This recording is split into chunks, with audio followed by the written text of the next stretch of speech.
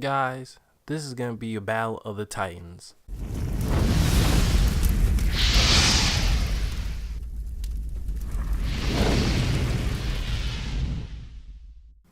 What is up, guys? This is Godzilla Suplex, and welcome to today's episodes. We'll be breaking down the colossal matchup between my boy Junior Dos Santos and the knockout artist Derrick. But before I do that, please hit that subscribe button. Also hit that notification bell so you can get a notification every time I make a video.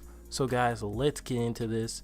Not too long ago, they announced this perfect matchup of what these guys need to be doing. I mean, just the pure boxer versus the pure knockout artist. I mean, just a monster matchup. But before we get into the scenarios, let's just go down the fighter goals for each of these guys. I mean, this is going to be just such a hard match to predict. But let's start off with the boxer Junior Dos Santos. Junior Dos Santos likes to stay out of range of his fighters, pick him off with his great accuracy and footwork. And what he needs to do in this fight is watch out for Derrick Lewis's right and left hand. I mean, Jesus, he can put somebody out easy with that hand. He's almost like a more dangerous Tai Tuivasa, and Tai Tuivasa was giving him major trouble in that fight in the first round. But the one thing that we can say is that he needs to do strong footwork, avoid Derrick Lewis's kicks, because if he does that, he will have the overall great mobility in that fight. Derrick Lewis will be trying to hit him with power punches and with maybe basic jabs, but JDS with his great footwork in boxing will be able to get around and counter him. Plus, Junior Dos Santos needs to mix it up with some kicks. That's the least thing that Derrick Lewis is going to be thinking about into this fight, because Junior Dos Santos' fight IQ is very high, especially against this kind of fighter who can easily gas out. He'll preserve himself for a lot of rounds, only to come back in the 4th and 5th round and try to really put the heat on Derrick Lewis in those later rounds. But basically, in a nutshell, what Junior Dos Santos needs to do is to weave and dodge out of those punches, counter with his own punches, get Derrick Lewis tired from swinging that whole time, and take him down in the 4th or 5th round and try to finish him on the ground. Because we know he's just so talented that he can just really switch up his strategy in the middle of a fight. But in this heavyweight division, it only takes one punch. We saw that with not Volkan Oezdemir, but Alexander Volkov, how he just went down like an airplane shot out of the sky when Derrick Lewis connected with his face. And to make that happen, what does Derrick Lewis need to do? And what he really needs to do is use power punches. JDS is going to try and use counter punches to stay within range. He really needs to kick those feet out of the fight, make him stand still in the corner, and try to throw power shots. JDS is going to try and counter, but if JDS hits Derrick Lewis, he'll be able to recover and in turn throw more power strikes that could potentially end the fight for JDS.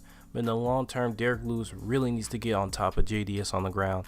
JDS would not have a great time being under Derrick Lewis. His power and everything that he comes with him, his weight, will really just wear down on Junior Dos Santos. And once he finally gets back up to his feet, it will just be over with the footwork, because the footwork will be gone because he's going to be so tired, and all he has to do is put him up in that corner and start throwing power shots and really make it an even fight. But now that we have the fire goals out of the way, let's get to some of the scenarios that might happen in this fight. And obviously, any one of these dudes could come out and knock each other out in the first round.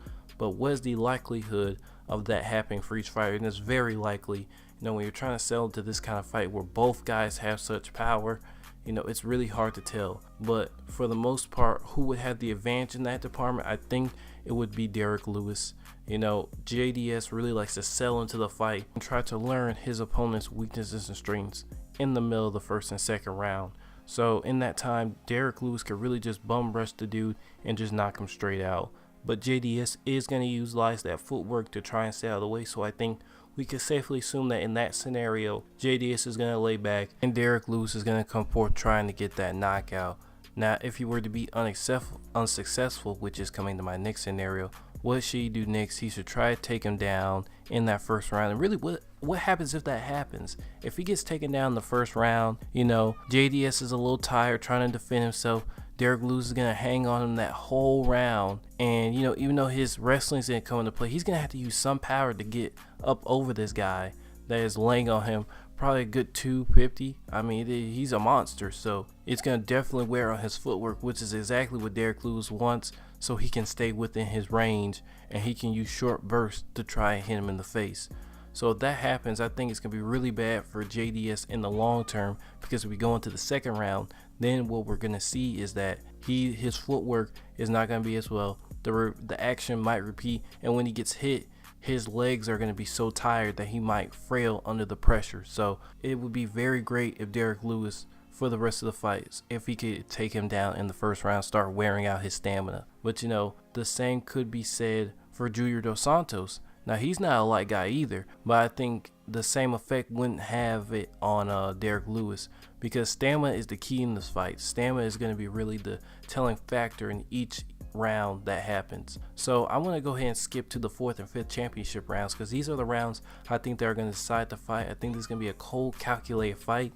It's not going to get out of hand too much. It's going to be really, really calm and really, really precise and on the edge of your feet action. So what happens in that 4th or 5th round? And I think if Derrick Lewis is able to get a takedown, and I really think that both of those guys are going to be gassed, more so Derrick Lewis than JDS, but I think JDS is going to have the more damage put on him. And I think in that situation, if Derrick Lewis is able to take him down, that would instantly take all of JDS's footwork away. I think he would be able to chip at him and set him up in the 5th round for a knockout. If not a knockout in the 4th round, but if JDS is able to stay on his feet, you know, JDS will keep chipping away. I think Derrick Lewis might get knocked out, or he might not, or he might attempt to go for a takedown, get countered by JDS, and be getting hit on the ground. So really, the takedown is a very important aspect of this fight when we examine each of these scenarios, because the takedown will force whoever's at the bottom to feel the person at the top's weight, which will have their stamina go down. You know, these heavyweights don't have that much stamina because they're throwing with so much power in mind. So it is really interesting to see who's going to utilize that in the fight, because we know going in, Derrick Lewis will utilize it, but will JDS, instead of just having takedown defense. But my prediction is that JDS will win this by knockout. I think Derrick Lewis will make a couple of mistakes in the 3rd and 2nd round, which will set him up for a very horrible 4th and 5th round, and he will probably get knocked out by Junior Dos Santos' great boxing via, I think, takedown and ground and pound. So guys, give me what you think is going to happen in the comment section. How you think the fight is going to end? Who you think is going to win? Whoever wins, how does that make their resume look to get a title shot? Put all that in the comment section. This has been the best Gojira in UFC news, and I will see y'all on the next episode of UFC Zilla.